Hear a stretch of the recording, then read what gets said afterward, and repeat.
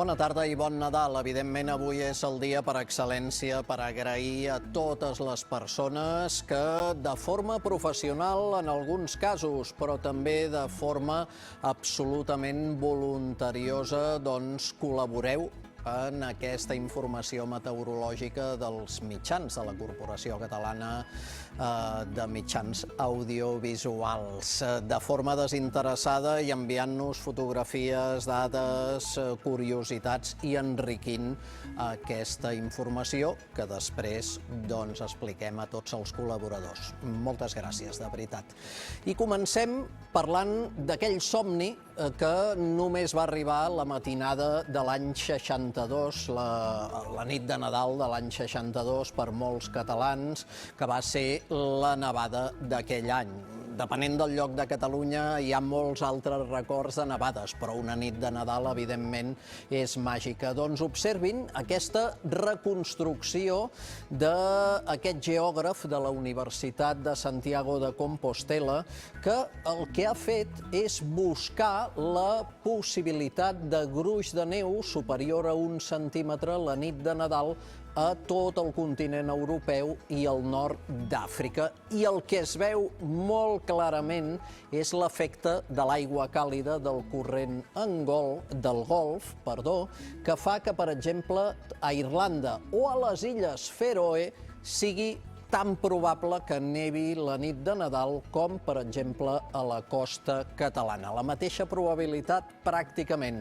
I, en canvi, l'aire fred asiàtic, de tota la zona de l'interior del continent asiàtic, s'escola pel Mediterrani oriental i arriba, per exemple, és molt més probable que nevi la nit de Nadal a molts llocs de Grècia, sobretot la zona interior, que no pas en aquesta latitud tan alta.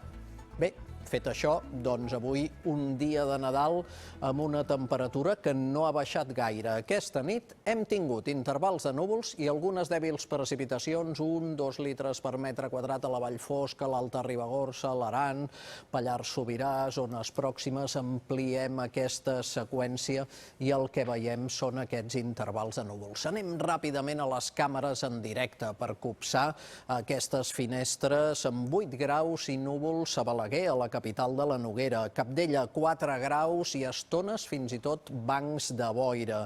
A Cervera, la Segarra, una temperatura de 12 graus i núvols prims. De la capital de la Segarra, l'Ametlla de Mar, a la costa de l'Ebre, 18 graus en aquests instants, una de les més altes. Masella, Cerdanya, 4 graus, Platja d'Aro, 16 graus. Hi ha núvols, però també grans clarianes. Sant Boi de Llobregat, amb 16 graus i núvols prims. I acabem a Vic, a la capital d'Osona, amb núvols prims també i amb 13 graus.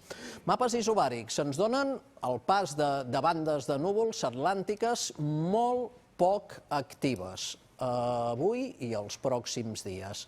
En definitiva, amb aquest panorama de circulació a casa nostra, doncs tarda de Nadal amb més intervals de núvols, matí de Sant Esteve amb més sol però amb boires a ponent i demà a la tarda tornem-hi amb més intervals de núvols. Intervals de núvols que hi seran aquesta tarda vespre a tot el Mediterrani occidental i que demà seran més freqüents a la tarda i més escassos al matí també al Mediterrani occidental. L'abans de previsió, cap a on ens porta? Doncs ens porta cap a un començament de setmana amb intervals de núvols, potser alguna precipitació dèbil al Pirineu i atenció a aquesta ratlla que fa referència a fora els indrets amb boira. Fa referència sobretot a alta muntanya i a la costa, on hi hauria coincidint amb el darrer dia de l'any, que és divendres, i dissabte ja seria Cap d'Any, temperatures anormalment altes per l'època de l'any. Ho aniríem confirmant, però, si s'ha de complir o no. I anem acabant amb imatges que ens arriben des de Montserrat, amb aquesta sortida de sol del dia de Nadal i les boires a la vall i el monestir en primer terme de Montserrat. Ens endinsem, ens submergim a la boira més avall, a Artés, a Lleida, la capital de Ponent, de la terra ferma, i aquest bany, primer intent, Han cridat. Ho han aconseguit, al final, però el primer intent amb l'aigua freda els hi ha costat. I acabem, i ho fem, pugin el volum de la televisió perquè val la pena sentir aquest xilòfon. Que vagi bé, bona tarda.